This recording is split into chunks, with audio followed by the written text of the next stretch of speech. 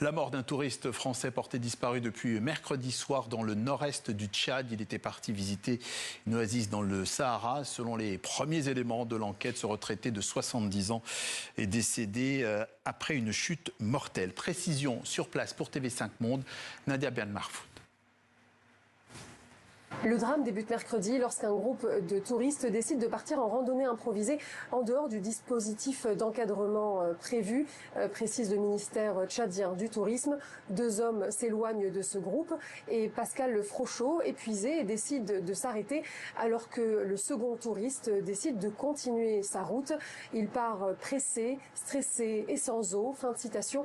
C'était la dernière fois que Pascal Frochot voyait son ami. On l'écoute. Je me sens un peu coupable. Mais coupable de m'être arrêté. Mais en même temps, si je ne m'étais pas arrêté, je crois qu'il y aurait eu 2 personnes perdues dans le désert à cette heure-là, à l'heure qu'il est. Donc moi, je pense avoir pris la bonne décision.